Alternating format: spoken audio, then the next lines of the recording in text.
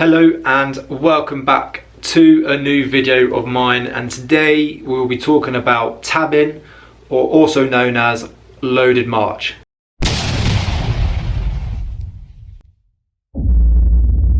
So today I'm going to be talking about what is tabbing, what kit I use when I'm tabbing, and what's the benefits around it, and whether you should be doing it if you're in the army or out of the army and looking to join the army.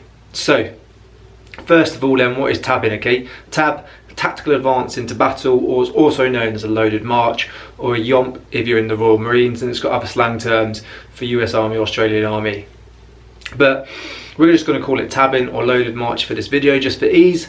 Again, it's a tactical advance into battle, okay, and in training it's a great way to test someone physically and mentally when they're moving from point A to point B at various speeds over different types of ground. Okay, it could be flat ground or arduous ground. This is a great way of testing as well whether they are ready and fit to deploy. So paras are very good at this. Okay, they jump in at the DZ, pack up the kit, push the parachutes to one side, okay, and then they will tab or patrol at quite a quick pace from the DZ to the target area, and you still need to be able to fight when you get to that target area. So that's the whole reason behind it, is get from point A to point B and still be able to carry out your job. When doing it then, you could be carrying different types of kit. I'll show you the bits of kit I use in a minute.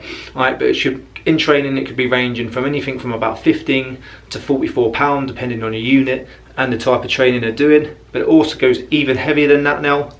So normally it's 15 to 44 pounds, but now with the new PES, actually goes all the way up to 40 kilos over a 4k distance. Okay, so that's over 80 pounds for 4k. So we're moving up quite a bit of weight now. Because they are doing 40 kilos over the 4k, I definitely wouldn't recommend that. That's the only time I recommend you carrying that weight, because if you start going that heavy, you're just going to start deteriorating and hurting your body. Okay, that's just for a test, because when on ops you are likely to carry that sort of weight and even heavier. So it is a great test, but it is just a test. There's no need to train with that.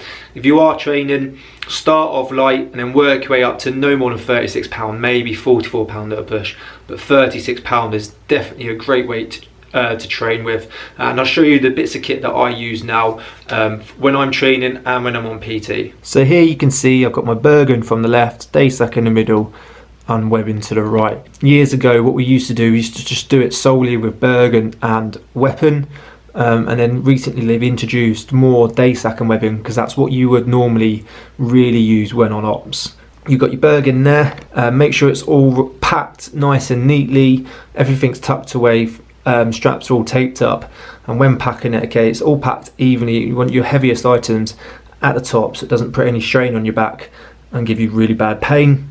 Same with the Daysack there, make sure it's packed nice and evenly with your heavy items to the top, and all straps taped away. And then you're going to have your webbing there as well, so it'll be webbing and Daysack, sometimes webbing and Bergen, but very rarely now we just do it with Bergen and rifle. So you've just seen the kits that I use when I am tabbing. You've got your Daysack, webbing, or webbing Bergen, or just Bergen.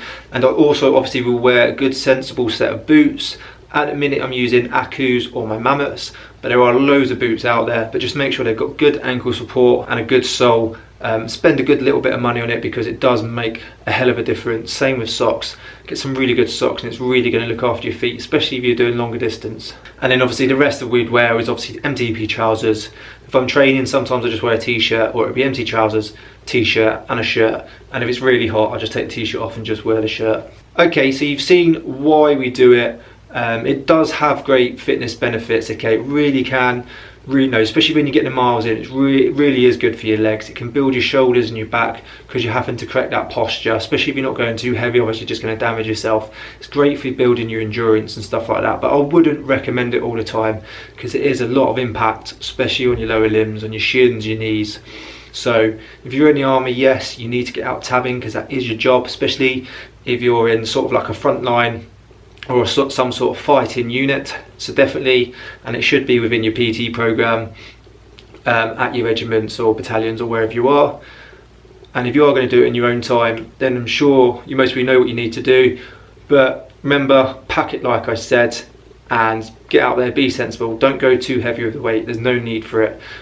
Go heavy on a test, and the rest of the time just train with with a sensible weight.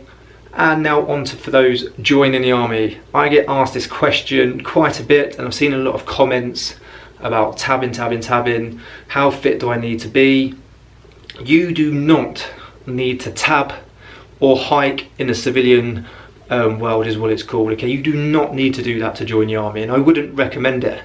If you're a hiker and you like going out in the hills, and you just take a little Bergen, rucksack as you would call it, with some emergency food, water and a bit of warm kit, wet kit, then go out and do it. But you do not purposely need to put on loads of weight on your back and go out and tab for fitness for the British Army or military, whatever you're going to join. Right? There are tests, right? Your role fitness test selection that you do at your assessment centre. That's a 2-kilometre run, a mid-thigh pull and a mid-ball throw. That's what you need to train for. That is what they will test you on. When you get into phase 1, they will show you how to pack, how to wear your boots, because there's there's a set way of tying it. You don't want them too tight and you don't want them too loose. And then there is actually a technique to tabbing, especially when you're going at a faster pace. You want to use as little effort as possible, but to get to as much momentum going forward. So they will teach you that at phase 1. You do not need to put your body under that stress, thinking that you're not fit enough for phase 1. Get out running, get out swimming, cycling, get in the gym, work on your deadlifts, pull-ups, press-ups, sit-ups, master that, your air squats, and then move on to some resistance training. Yes, go hiking up some hills, do it for fun. If you do want to just get the miles and hills in your leg, just find a hill, some food in a day sack, and just get up there. But you do not need to go tabbing out on the hills, the roads at a fast pace, putting your body under stress and likely to injure yourself before you even start training. Because if you don't do it correctly, you will injure yourself. And the army will teach you, they will get you up to a standard that you need to get up to. I'm not saying don't do it at all. If you want to get out and do it, then do it, but you don't need to. There's, just run, swim, cycle, bit of resistance training, and definitely loads of body weight exercises. Just condition your body ready for phase 1 training.